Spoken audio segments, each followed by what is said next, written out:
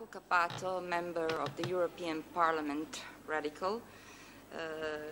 Marco Cappato is very well known for his parliamentary actions on civil liberties and privacy in the internet, and as such he was selected European of the Year by the European Voice in 2002.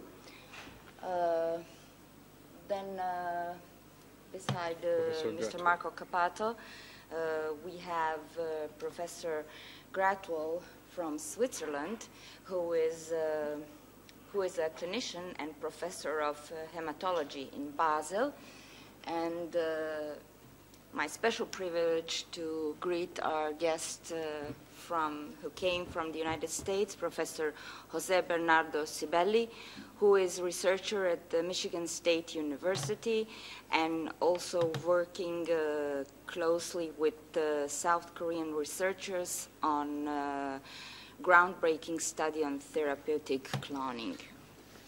So first of all, I would like to give the floor to Professor Jose Bernardo Sibelli.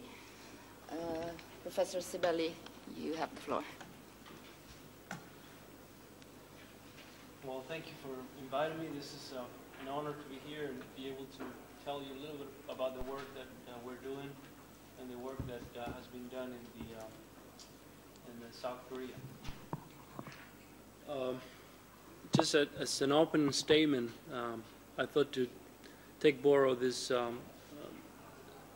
sentence from the Coalition of the Advancement of Medical Research. And this is a coalition in the U.S. that it's gathering all patient advocacy groups from Parkinson's to diabetes, and they are lobbying pretty hard to try to get embryonic stem cells at the forefront. And now they're pushing hard also in the somatic cell nuclear transfer or therapeutic cloning. So the embryonic stem cells, in fact, is something that is quite old. They were described for the first time in the mouse in 1981. And these cells have two characteristics. These cells can actually renew themselves. If you culture them properly, they can renew themselves indefinitely. And then when you induce differentiation, they can make all cell types of the body. This is again taken from a paper published in Science in 1999, soon after the human embryonic stem cells were announced. Of all the list of potential patients that could benefit from these diseases, from this therapy, you can see all the diseases, and you can guess that perhaps one of us will belong to that list sooner or later. However, if we're going to talk about embryonic stem cells, as you all know, the first time that they were produced was in 1998. They were announced, and they were derived from in vitro fertilized embryos. So these embryos are genetically different from each other. So we're always going to have to solve the immune rejection problem. So when you put those cells into a patient, the patient will recognize the cells as foreign tissue, and therefore will destroy the cells unless you immune suppress the patient. So this is a cartoon that we proposed back in 1999, and we published a review in Nature Medicine, and to put forward the idea of somatic cell nuclear transfer. And briefly, what it is taking a cell from a patient and fuse it with an enucleated human egg. So this is a human egg that doesn't have any DNA. We take the DNA out. Then you get a blastocyst, and in humans this is about day 5 after the reconstruction of the embryo. And the blastocyst will have 2 different types of cells. These cells will generate embryonic stem cells, and these are the ones that we want. And the second type is the one that will make the placenta, and we don't want those cells. So the idea is to produce embryonic stem cells from that blastocyst and then induce differentiation in any cell type that the patient will need and transplant them back into the patient. The benefits are threefold. The first one is that the patient will have a renewable source of cells that can be used later for treatment of disease. The second one that is actually pretty powerful is the one that will, when the cells are put back into the patient, since the original cell that we took was from the same patient, the patient will not reject the tissue because they're going to be immunocompatible. And the third one is that regardless of the age of the donor, when the cells are fused with an egg, these cells will be completely rejuvenated. So if we're talking about a patient that is 70 years old patient, when you bring the cells back, there will be cells, brand new cells, as if they were coming from a child. Now, just to give you a brief timeline on therapeutic cloning, on the concept of therapeutic cloning or somatic cell nuclear transfer. In 1998, this was done for the first time in bovine. So, taking a cell from the body, we turned those cells into embryonic stem cells. 1998, we have the human embryonic stem cells from embryos that were fertilized. So this is not nuclear transfer. These are fertilized embryos. 2001, we have the same work that was done in 98. Now it was repeated in the mouse. In 2002, wonderful article published in a journal Cell, where they were able to correct the genetic mutation of the animal by therapeutic cloning. And in 2004, we have the recent paper showing therapeutic cloning being done in human. Now, just for those of you that haven't seen it, this is an egg. This is a bovine egg. And what we do is we take the DNA out. This is the same thing is done in human and all these species. So what you see here is about 1/10 of a millimeter in diameter. And what you end up with an empty bag of proteins and lipids and sugar that will be very important for the next step. And the next step is to take a cell. This is a cell from the skin, taken from the skin of a person or the animal, and you put it back into the egg. So there is a incredible difference in ratio. You have a very large cell and a very tiny one. So what happened is this cell that used to be skin is then transformed into an embryonic cell. The factors that are right here, we don't know which factor is the one that actually is making the transformation. And we're working pretty hard in my laboratory and a few other laboratories around the world to find out which is the factor that will turn the cells back into an embryonic state. We do know that it's in the egg. We just need to find it. This is a picture of a primate blastocyst, as I told you. This is an embryo that in monkey, this is a monkey, it's about 8 days old after fertilization. In human, you expect to see this in day 6. And as I told you, you have two kinds of cells. You have the cells that will make the placenta out of all these cells, and these cells that will make the fetus if you put it back into the uterus. But if you take those cells out and you plate them on a petri dish, you will produce embryonic stem cells from them. And this is just an image that people like to see. It's the size of an American quarter and the size of that embryo that I showed you before. Now, the semantics are very important in all aspects, but in this one in particular. When you have a clone embryo, you have two things you can do with it, depending on where you put it. If you put it in a petri dish, you can produce embryonic stem cells, and that's what happened in South Korea. If you put it into the uterus, you're going to produce a whole individual, and from the scientific standpoint, at the moment, we strongly believe, including members of the whole National Academy of Sciences in the U.S.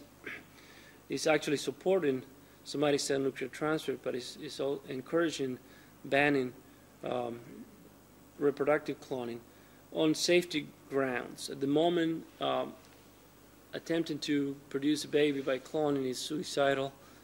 The baby will suffer and the mother will suffer.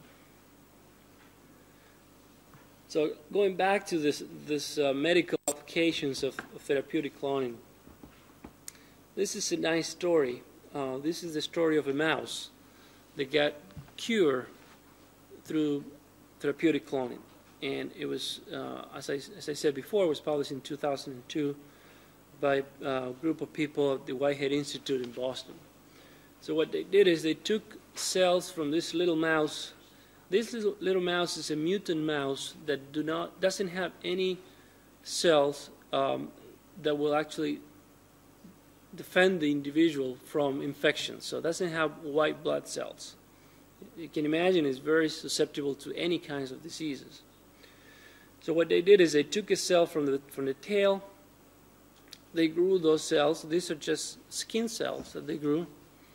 Then they produced embryos from those. They made embryonic stem cells, and at that point, they corrected the mutation. So they fixed the problem in the mouse. Then they produced blood. They injected the blood back into the tail vein of the mouse, and a few weeks later, that mouse had white blood cells. So that's a combination of embryonic stem cells, somatic cell nuclear transfer, and gene therapy. In March 12, 2004, a group of Korean scientists published this remarkable paper. It was something that we were hoping that would happen soon, and it indeed happened. They took cumulus cells as a donor cell. So these are the cells that are around the egg, but still are cells that will always be cumulus cells. So they will never be embryonic stem cells. And those are the cells that they use as a donor of the nucleus. They were fused with enucleated eggs. They used about 242 eggs from 16 volunteers, women. 176 of those eggs were actually used for somatic cell nuclear transfer. And they describe a protocol that is very efficient. I mean, they produce about, if you reconstruct 10 eggs, you can get 3 blastoses by using this protocol. They isolated 20 inner cell masses, and they produced 1 somatic cell nuclear transfer drive embryonic stem cell line. So the question is, they took this cell that it was just, it will always be a granulosa cell, it will never be anything else. They put it back into an egg, and then turn these cells into cells that are capable of making different tissues. And these are the pictures of the tissues that they produce. They were able to produce neurons, retina, glandular tissue, and there's also smooth muscle in here, bone, cartilage, and many other tissues. So imagine this is a revolution in medicine. It's also a revolution in biology. We never thought that we could do this. And it's just the fact that you put the environment where you put the nucleus will dictate the future of those cells. So these are the fundamental demonstrations of this work, is that the human oocyte can reprogram, that's what we call reprogram, the nucleus by shutting down all the genes that were in the tissue, like the granulosa cells, but in the future it could be a tissue from the skin, and reactivate all the embryonic genes. So again, it's a human cell that was destined only to be an ovarian cell, is now transformed into a pluripotent cell. And this is the best part, is it's proposed that after differentiation, this cell could be transplanted into the patient without any kind of immune suppression, because there will not be rejection. So the view of the scientists and the National Academy of Sciences in the U.S. is that therapeutic cloning should be approved, of course under guidelines, but it should be approved. Because if we are allowed to study human therapeutic cloning, we will be able to find these molecules that are capable of making the trick and turning the cells back in time.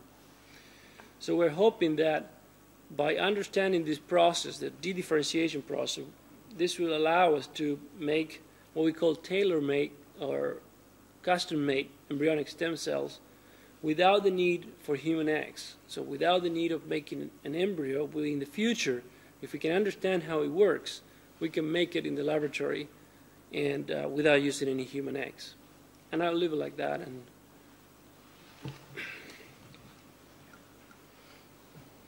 thank you very much, Professor Sibeli.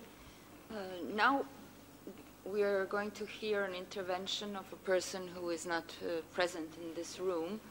And actually at the beginning I didn't introduce it. It's Luca Coscioni. And Luca Coscioni, as I told you, the association Luca Coscioni is also sponsoring this briefing. Luca Coscioni was diagnosed in 1997 as having amyotrophic lateral sclerosis. And in his country, which is Italy, today, Luca Coscioni embodies the fight for freedom of treatment and scientific research. He's currently paralyzed and in a wheelchair and can speak only through a computer. So now what you will hear is a video registration of his intervention, and it's really my privilege to give him the floor.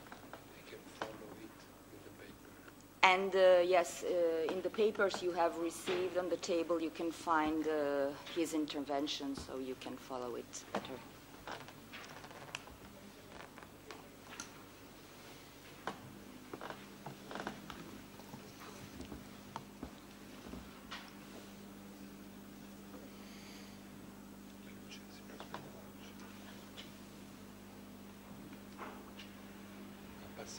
My address is strongly motivated by my condition, not only of a sick man imprisoned in an immobile body, deprived of the power of speech by a disease of the nervous system called lateral amyotrophic sclerosis, but also as a political man who sees and hears millions of helpless sick people forced every day to undergo the psychological violence of seeing themselves robbed of hope in the search for a possible treatment, deriving from the study of embryo stem cells, which is prohibited in our country, Italy, by Law 40 of 2004 on medically assisted fertilization. Cloning human cells is far from cloning human beings. Every life saved is worth any effort. I do not think religion should tell us what science ought to do. The Catholic Church, by condemning embryo stem cell research, repeats the mistake it made so often in the past, as when it condemned Galileo Galilei. It would be a tragic mistake to stop now. We, the sick, cannot wait for the apologies of a new pope for having ordered the burial of some 25,000 extra embryos. I am only sorry that I will have been dead for some time by then, along with many others. It will be too late, just as it is late today. The truly religious attitude would be the one to save every life. Millions of sick people could be treated through self-learning, and every day that passes is decisive for us.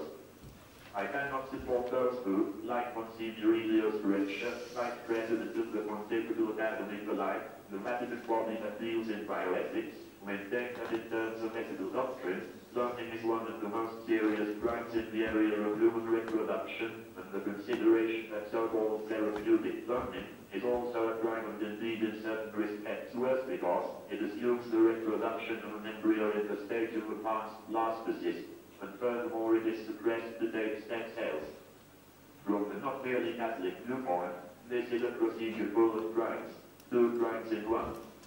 It is the story of an awakening through the tormentum suffering. We need to assume responsibility, acquired through discovering that research on embryo stem cells for therapeutic purposes may be pursued without erecting hurdles or barriers that could hinder the treatment of the terminally ill. Protecting health is a responsibility of the community, and social justice is an important value. I side not with those who consider human existence a preponderance of higher design and who do not hesitate to tolerate, or perhaps even require, suffering in the name of that design, but with those who consider the greatest good to be the prolongation of human life and the improvement of its quality for as many people as possible.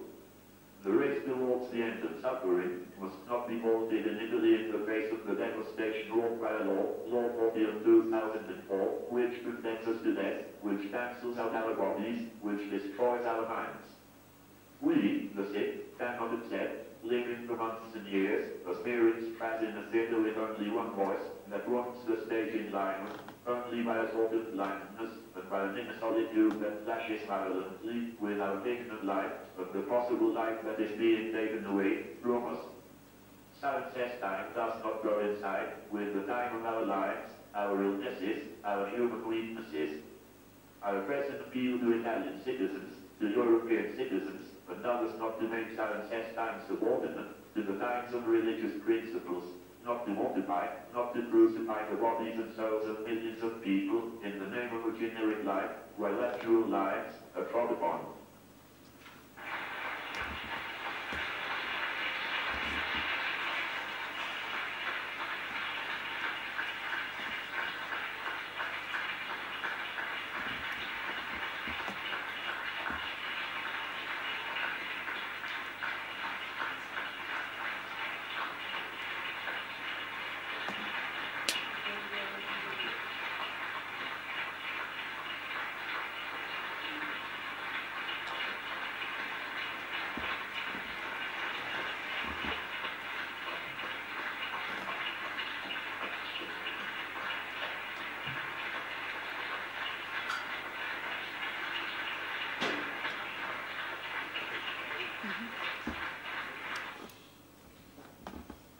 Also from here, special thanks to the contribution of Luca Coscioni. And my next speaker is Professor Soria, who, as I introduced in the beginning, is leading a first stem cell research program in his country, Spain. So, Professor Soria, you have the floor. Thank you. It's okay? Yes. Thank you. Thank you very much for the opportunity. I want to thank the organizers and all of you for the opportunity to show the results from my group in Spain and also now in Singapore, where I have a new lab. And I'm very much honored for this opportunity. My comments will be technical in the sense that I will show some results related with diabetes. And at the end, I will make a short summary of the proof of principle that has been established for animal experimentation with different diseases. But first, I will concentrate in diabetes. Diabetes is a devastating disease that affects now more than 200 million people in the world. The estimation published 2 years ago was that by the year 2010, we will reach the figure of 220. But now we know that in 2003, 7 years before, we have 220 million people in the world that suffer diabetes. The prevalence is increasing. Probably we will reach the figure of 300 million people before than the year 2025. And this is a disease that, as I told you, is devastating. This girl was called Elizabeth. Elizabeth was diagnosed diabetes when she was 10 years. She was fortunate because in the year 1922, insulin was discovered. So the life of Elizabeth changed. And in fact, Elizabeth survived because before the discovery of insulin, diabetes killed a lot of young children. And that's how Elizabeth looked like after the treatment with insulin. So insulin is an excellent drug that allows us to treat diabetic people.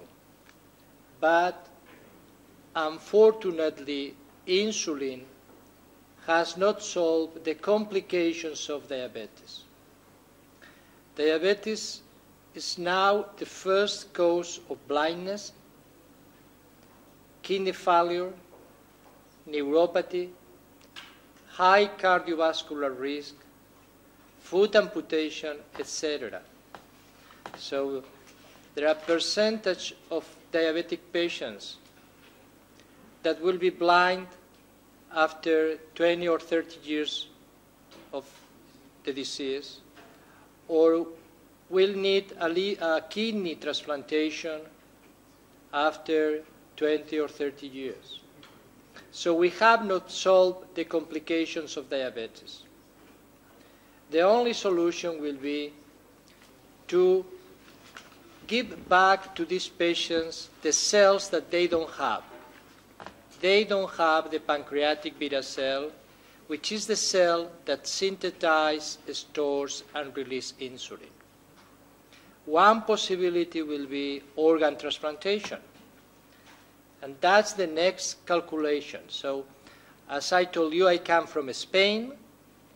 Spain is #1 in the world in organ donation. So we have more organs than anyone in the world. In theory, we should be able to treat our patients by islet transplantation. The problem is the number. Even being the first in the world in organ donation, we are far away from the needs. In an estimation that I made for the sanitary authorities of Spain, I estimate that we could transplant 250 patients per year. But what is 250 as compared with more than 2 million diabetic people that we have in Spain? So we never will have enough cells for everybody. So first, there is a need for look for alternative sources of beta cells. But also, in organ transplantation, you need immunosuppression all over the life. So they have to take drugs for all over the life, and that has some risks. So we like it to solve two problems. The first problem is we need cells for every single diabetic patient in the world. We need cells for everyone. And we need to reduce immunosuppression. And if possible, we like it not to give any drug, any immunosuppressor at all. So we developed a system to generate insulin-producing cells from stem cells. You know that a stem cell is a cell that has basically two properties.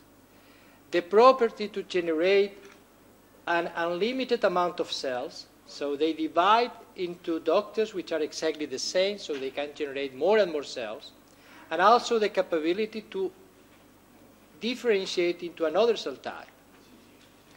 Both properties are very important because that means that we will have enough cells for everyone, and we may have the cell type that we want for this patient.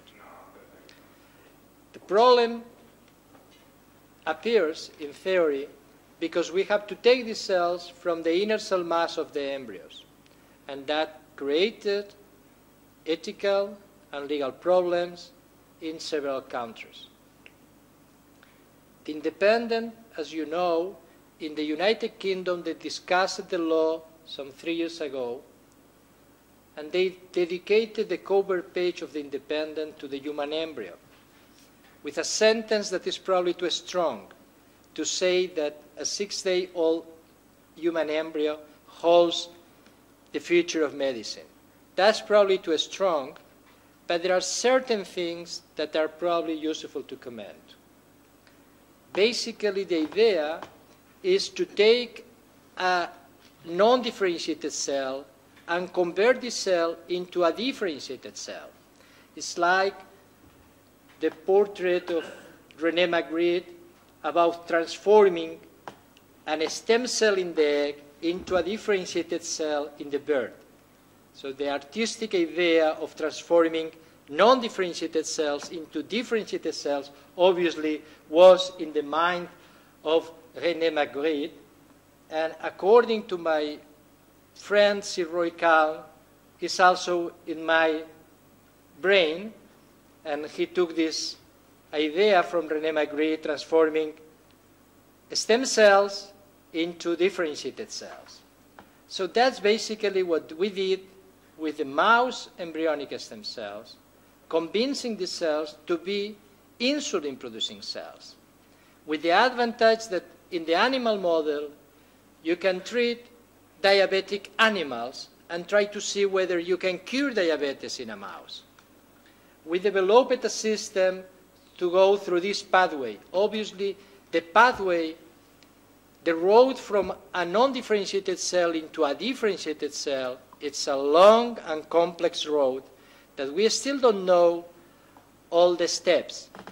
But we developed a system by which, adding factors to force the differentiation and selecting the cells that contain insulin, we end with a cell culture that in which all the cells were positive for insulin. Insulin is green, and red means the nucleus, the central part of the cell.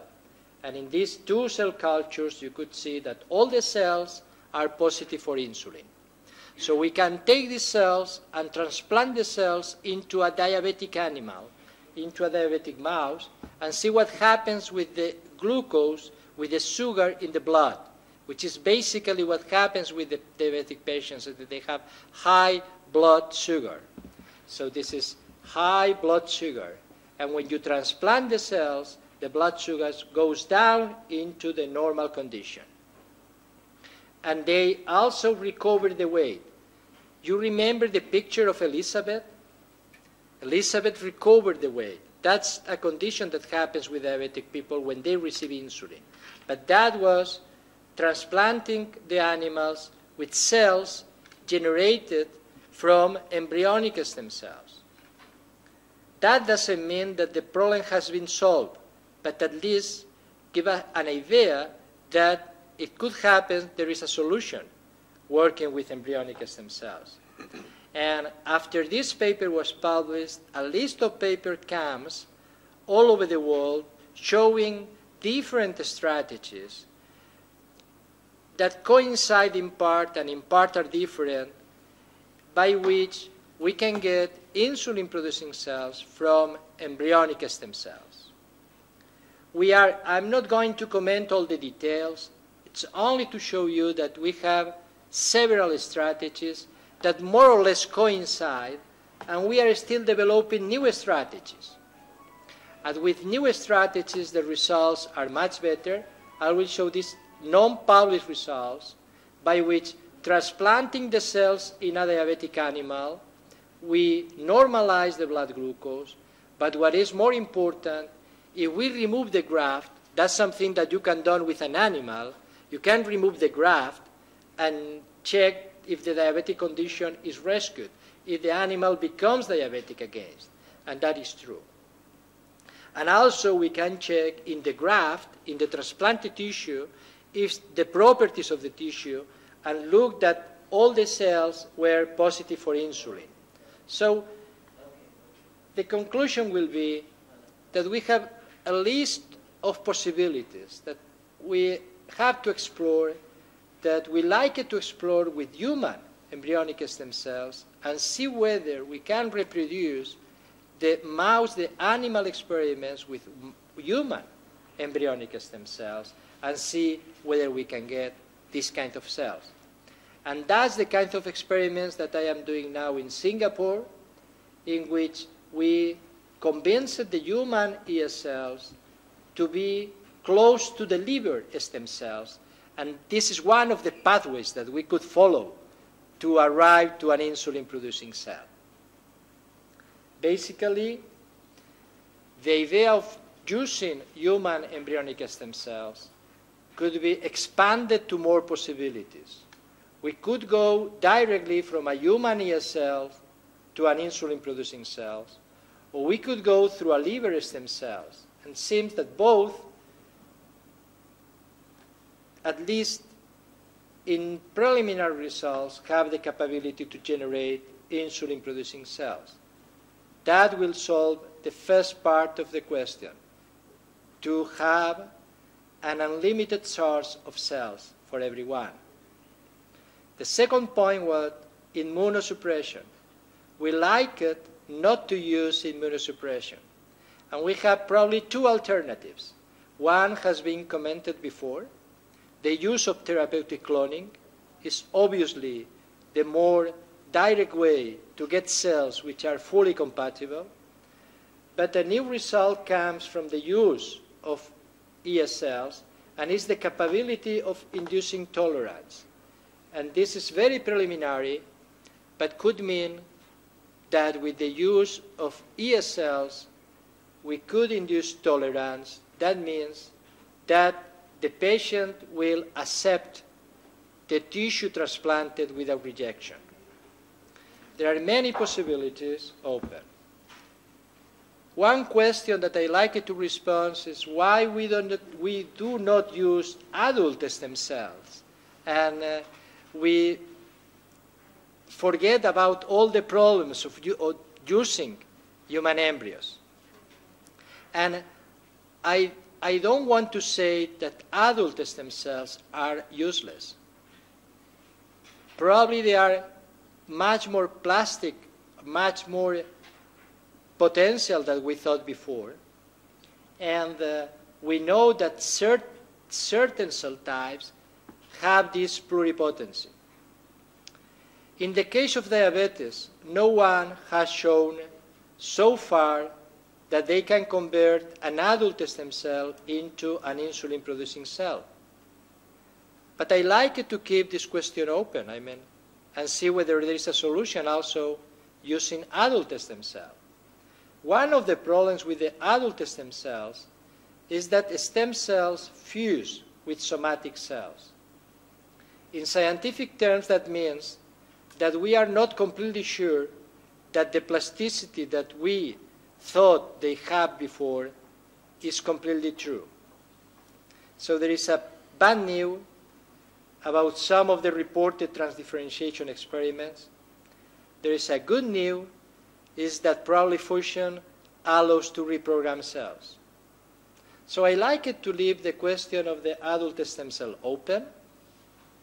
I defend that we have to do both, embryonic stem cells and adult stem cells, and we have to learn from both systems, because what we are learning from embryonic stem cells probably something that may help us in the future to reprogram adult stem cells. And that is at least what the results from my lab suggest. We have a lot of things to solve with the adult stem cell, but basically in the case of the adult stem cells, we have not solved the problem of proliferation versus differentiation. And that's an important point, because if we are talking about clinical applications, if we are talking about use the cells to cure diseases in the humans, we need a mass of cells. When you say you need a liver, you don't need one cell. You need 1 kilogram of cells. And how many cells are in 1 kilogram? 1 billion, 1 American billion, 1,000 of millions. So you have to generate an amount of cells. You need proliferation. You need the cells to proliferate. If you need a liver, you need 1,000 of millions of cells. So no way you can cure a liver disease if you don't have the amount of cells. So we need a mass. And that's something that the adult stem cells don't have, because they do not proliferate enough. So it could happen that certain diseases could be treated with adult stem cells, and others will need embryonic stem cells. So we have to keep open both possibilities and learn from both possibilities.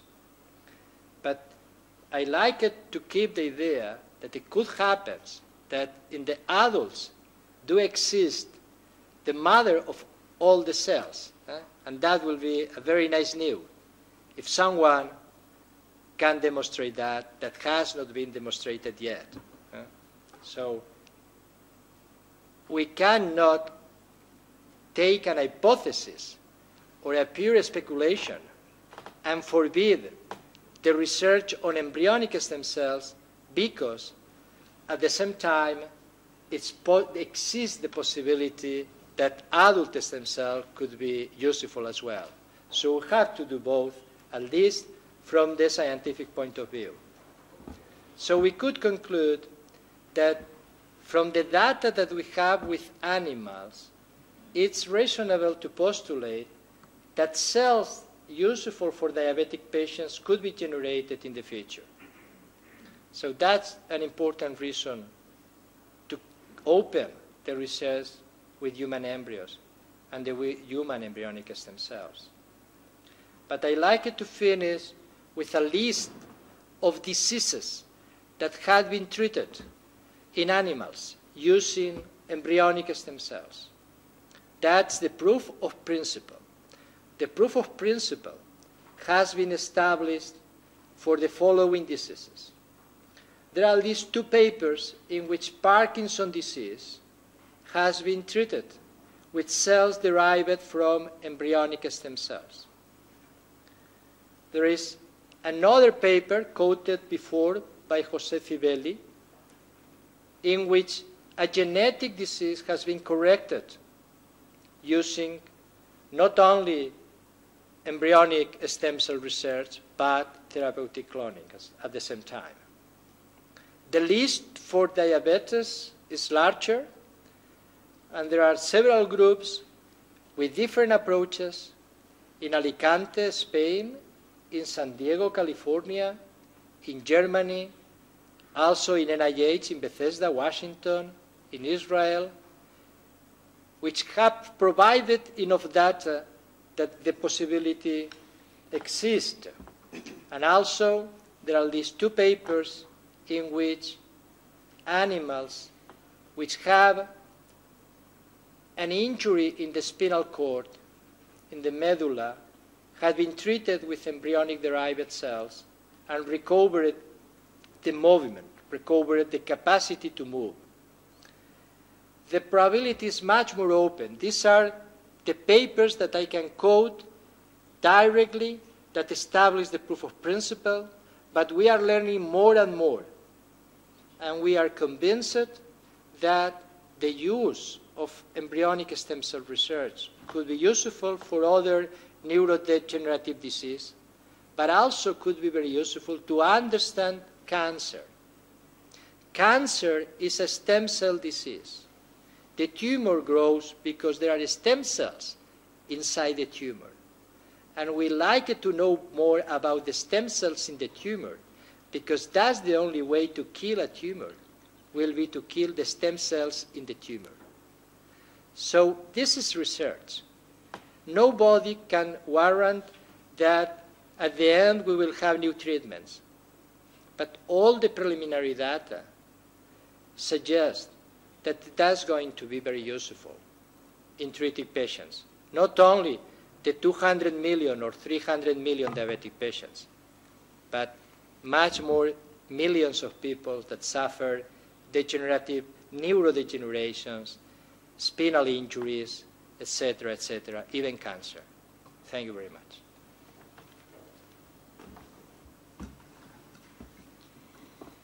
Thank you, Professor Soria. After hearing our distinguished scientists, now we will hear Marco Cappato, member of the European Parliament, Radical, member of the Transnational Radical Party, and Secretary General of the Association, Luca Coscioni, who will also explain, I think, better why raising this issue at the Commission on Human Rights and what is the real matter of our concern regarding a UN ban on stem cell research for therapeutic cloning. Marco, you have the floor. Thank you, Marina. Thank you to everybody. I know that these are very busy days for you, so really thank you very much for being here. Why we decided to come here at the UN, I think that the intervention of Professor Sibelli, of Luca Coscioni, of Professor Soria already made it clear. We are talking about 100 million people, 300 million people for diabetes, and potentially, many more hundreds of millions of people on many other diseases. So the UN has something to do about that. Article 15 of the International Pact on Economic, Social and Cultural Rights lays down that the ratifying states undertake to respect the freedom indispensable for scientific research. And Article 12 lays down the right of everyone to the enjoyment of the highest attainable standard of physical and mental health. But as you know, there is already an institutional process that has been activated. On 12 December 2001, the UN General Assembly decided to establish an ad hoc committee for the purpose of considering the elaboration of an international convention against the reproductive cloning of human beings. And I underline, the reproductive cloning. 7 November 2002, the Sixth Committee adopted a draft decision contained in document, I don't make the reference, in which it decided to convene a working group of the Sixth Committee during the 58th session of the General Assembly from September to October 2003 to continue the work on this issue. And then the working group of the Sixth Committee on an International Convention against the Reproductive Cloning of Human Beings met in New York from 29 September to 3 October 2003, and documents before the working group included a proposal by Costa Rica for a draft international convention on the prohibition of all forms of human cloning, and I underscore, all forms of human cloning. Well, on 6 November 2003, the 23rd meeting of the Sixth Committee, at the 23rd meeting of the Sixth Committee, the delegation of Iran, on behalf of the member states of the Organization of the Islamic Conference, moved to adjourn the debate on the agenda item until the 60th session of the UN General Assembly, September 2005. The motion was carried by the committee by a vote of 80 in favor, 79 against, and 15 abstentions. And then the UN General Assembly subsequently considered the report of the Sixth Committee on the agenda item on 9 December 2003 and decided without a vote to include the item in the provisional agenda of its 59th session. In doing so, it decided not to take action on the recommendation of the Sixth Committee, nor on a proposal submitted by Costa Rica in the plenary of the Assembly. So, there is an institutional process going on. It is likely, or it's foreseen, to be discussed already during the next General Assembly, or the next one. There is already a lot of political attention on this issue. So, why we decided to act as an NGO with consultative status with the ECOSOC, we would like to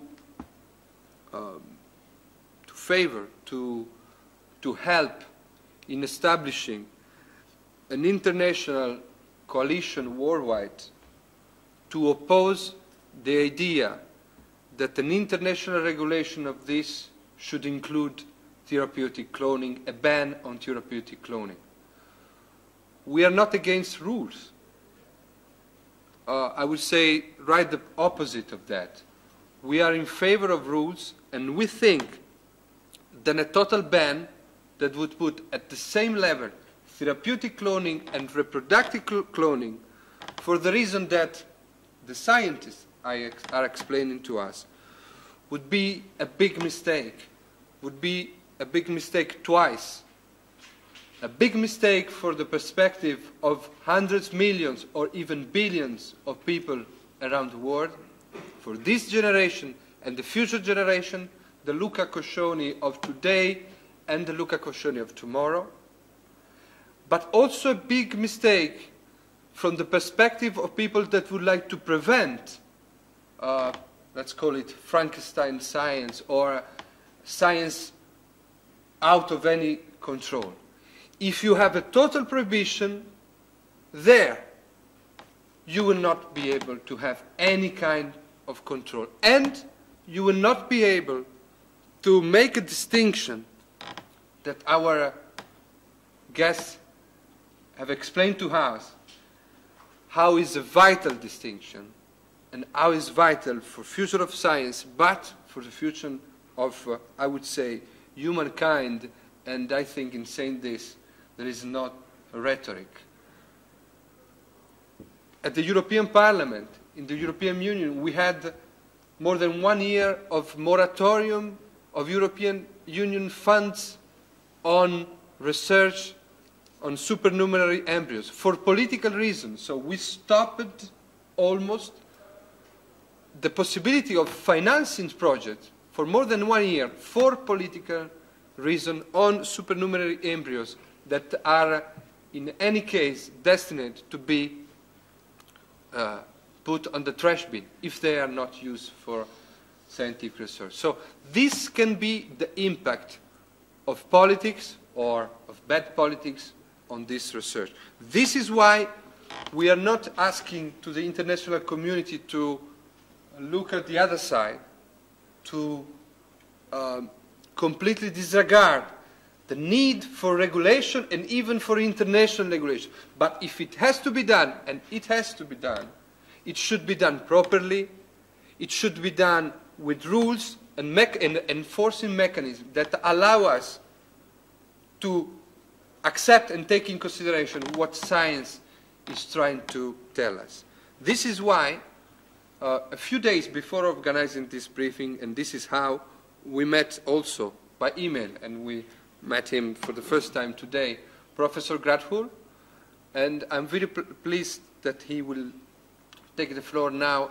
He has a practical proposal for the international community. We did not have the time to include it in our document and to have a discussion and debate about that, but I immediately found it worthily to present it here and also to spread the word around. So I'm very happy that this could be done today, and I thank you very much, the Transnational Radical Party, for the opportunity of this briefing that for us is just an opening, it's just the opening of an international campaign.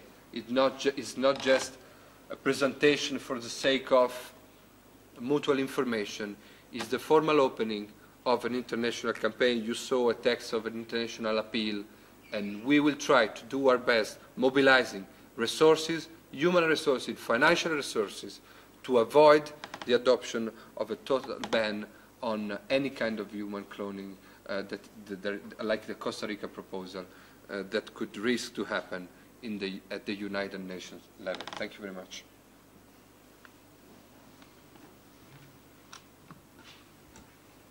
Thank you, Marco Cappato. And as you introduced, it's my privilege to give the floor to Professor Gradful. Thank you very much. Good afternoon, ladies and gentlemen. It's an honor for me to be here on this podium. And what I would like to do in my brief presentation is give you some background why I'm convinced that we need research on embryonic stem cells, and then present a proposal how reasonable control could be made. Just a personal background information. I'm a hematologist, I'm clinician, I'm dealing mainly with diseases of the blood, leukemia, aplastic anemia. And I have been living with transplantation of hematopoietic stem cells for the last 30 years. And I got several experiences which gave me a lot of thinking. And in 1975, I was a very young fellow at that time at the National Institute of Health in the United States, where bone marrow transplantation was a highly experimental procedure. And in this year, the transplant unit at the NIH was closed because people did think it was too experimental a procedure and it would never work. Others continued. I was in 1985 at the Technology Assessment Conference again at NIH, where the discussion was whether unrelated stem cell transplantation one day would be a reasonable treatment approach. And the conclusion at that conference was, it will never work, it would be too expensive, it should not be done. Others continued, and today, as you might know, to cure already these 300 million people, it will take years, maybe decades, until we have reasonable treatments. But we know from the transplantation of hematopoietic stem cells that it is possible to treat an organ which has failed with stem cells for this organ from a normal donor. And that's why I'm convinced that we have to pursue the technology you have been presented with by Professor Zibellini and Professor Soria. And we realize also that there are some worries, about the abuse, because as Professor Zibellini has so nicely shown us, that you can use these cells to produce and to generate tissue in the Petri dish, or you can produce these cells and implant it and create a reproductive clone, and that's what we do not want. But there are many examples when you have a dangerous technology that you can prevent a disaster. And take the example of nuclear technology. We all want to prevent atomic war, but we do not prevent all research on nuclear technology. And there is an example with the International Atomic Energy Commission, which controls very effectively all the institutions around the world which do research in nuclear technology, which do research or application in the atomic technology.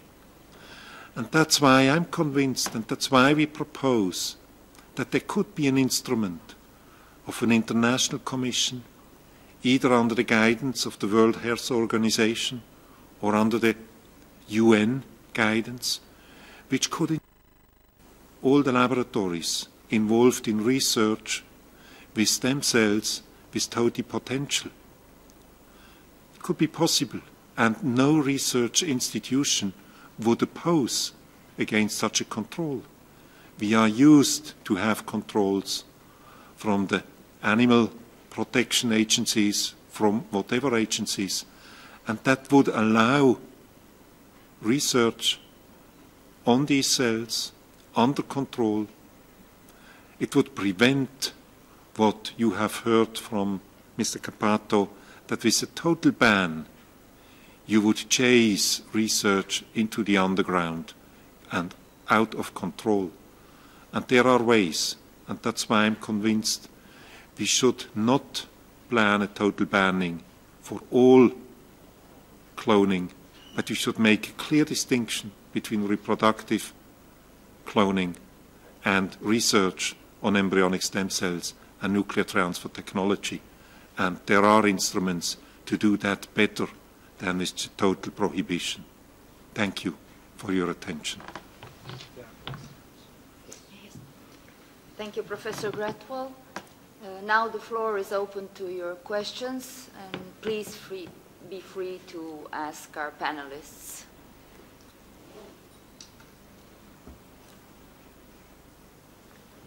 I'm from the Human Rights Unit of the European Commission, so I have two questions that are kind of scientific questions, but it may be betraying my own ignorance about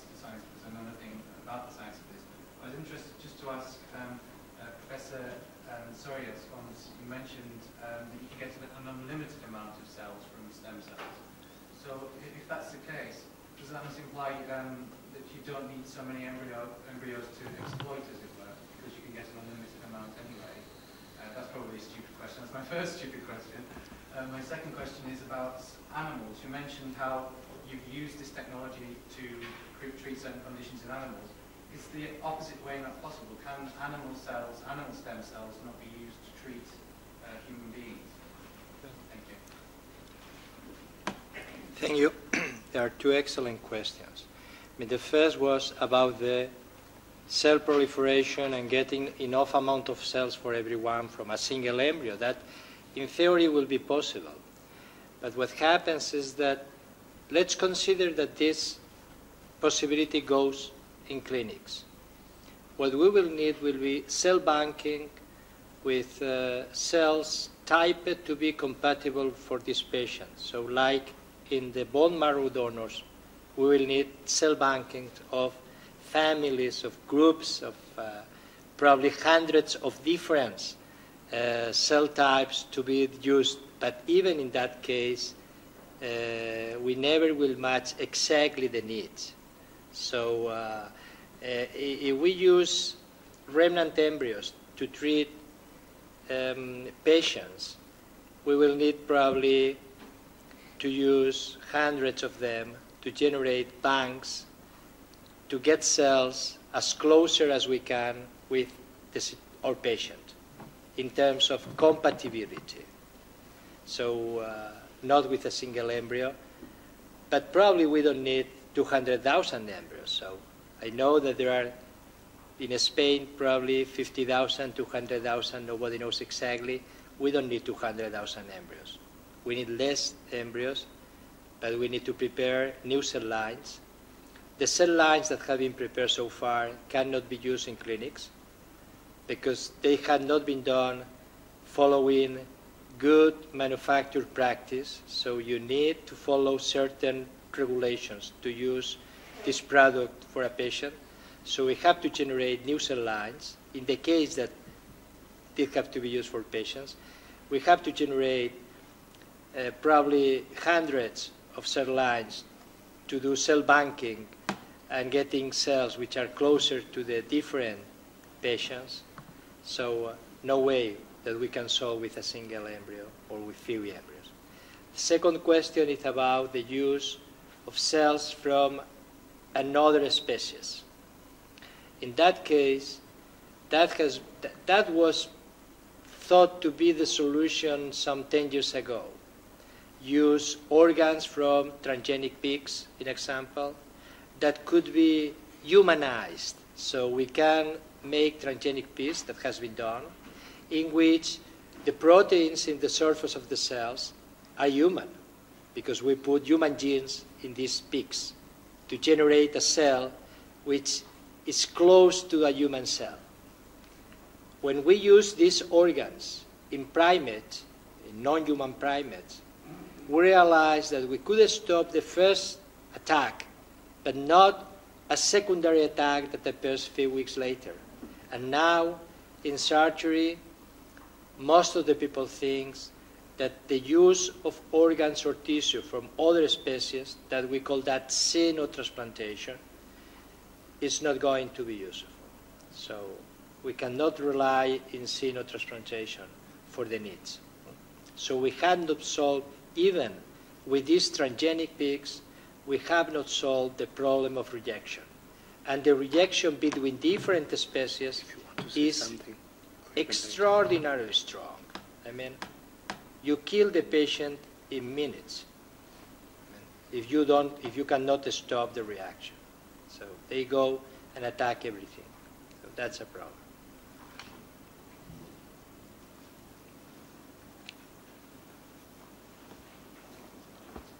Yes, please.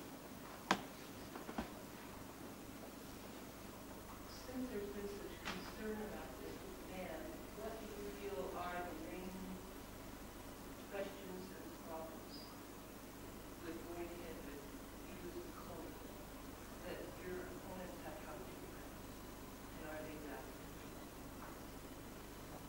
And your wife?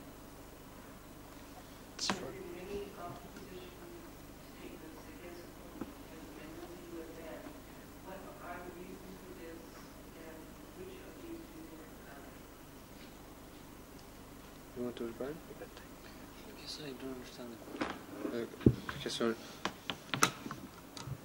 Well, if I well understood, you basically asked which are the reasons of the people that would like to have a ban. Right, and do you think any of these are valid? And if you think that any of these reasons are valid. I don't know if Professor Sibeli, you want to... Well, I have to say I'm biased, so I endorse the utilitarian approach whereby there is such a need for new therapies for this large amount of people that somehow you have to trade your belief that these embryos are human beings. So nobody can answer the question when a human being becomes a human being. Nobody. But I can tell you personally that a mass of cells, of 50 cells, that is only 1/10 of a millimeter, to me is not a human being.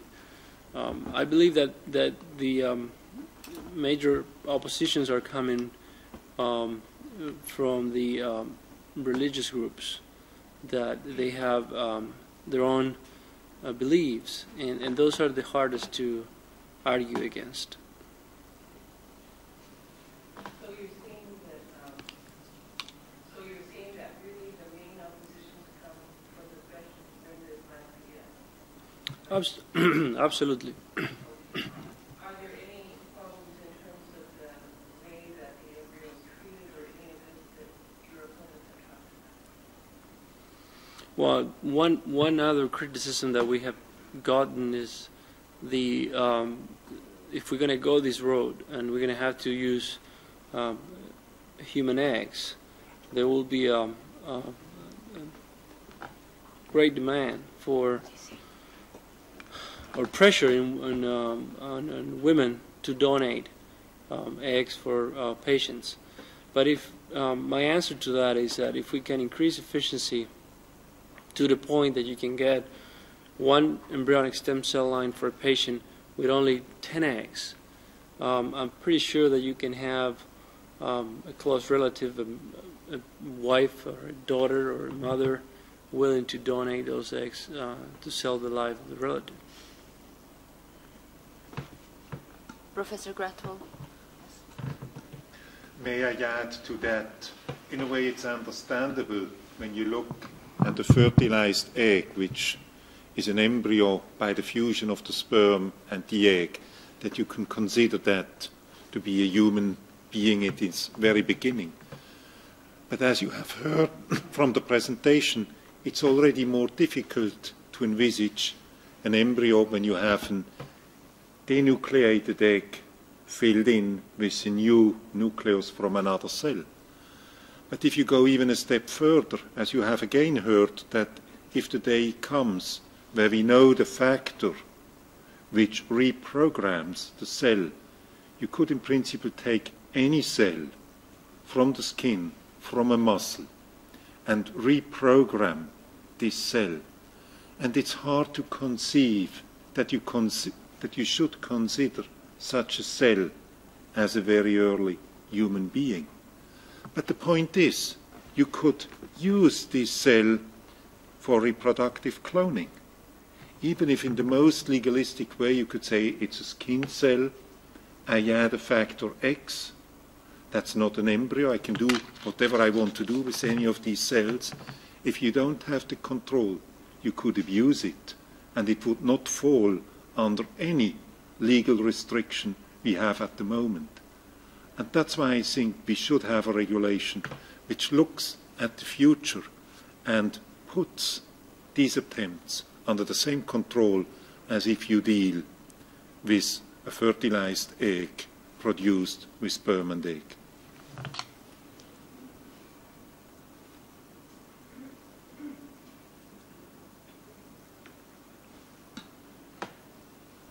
Any further question? If not, thank you very much to our guests, our panelists, distinguished scientists. Thank you. Thank you, Mark.